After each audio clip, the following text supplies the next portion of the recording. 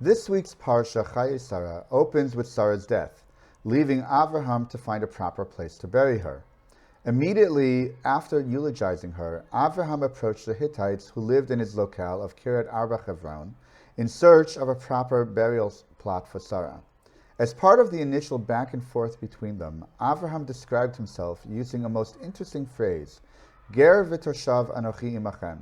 I am both a sojourner and a settler amongst you. What does this phrase mean? How can Avraham be both a sojourner, meaning a traveler, a stranger, or temporary resident, and a settler, meaning a person who belongs at the same time? Shouldn't it be one or the other? Isn't each term by itself mutually exclusive of the other?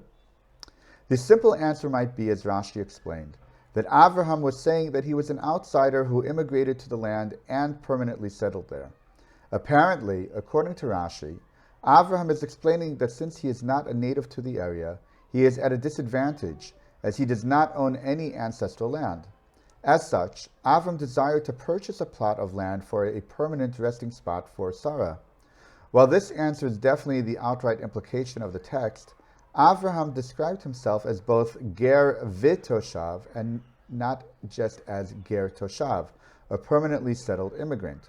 One would think that Rashi's explanation would have been more appropriate if Avraham would have described himself as a ger toshav, as each word would modify the other.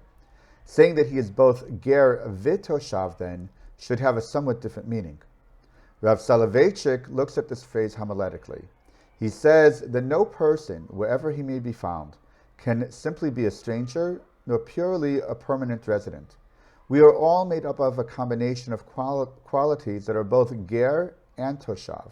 We are all a combination of some type of being the outsider and the native born at the same time. It is up to us to figure out how to balance the tension between them so that we may function and reside in the world around us, and respond to any situation that may arise. Each of these ideas, while not quite the meaning of the phrase ger v'toshav, if taken together, they might be able to provide a greater appreciation of the phrase. Like Rav Soloveitchik, a person should always look at himself through two parallel lenses at the same time, one as a stranger and one as a resident. The goal, however, is not to balance the tension between them, but like Rashi, to modify and complement the meaning of the other. As such, we can say that Avraham was telling the Hittites that from his perspective, he feels that he is a combination of being both a stranger and a resident. He had been living in their midst for many years and feels at home with them. Nevertheless, he is not native. No matter how comfortable he might feel amongst them or how accepted he is by them, he still feels that he is a bit of a stranger and a bit out of place. It is therefore with great trepidation that he comes to them with his request. This approach of Avraham is also in general good practice, to never allow a feeling of being 100% comfortable even when we are at most at home, to help urge us to always strive for greater heights. Shabbat Shalom.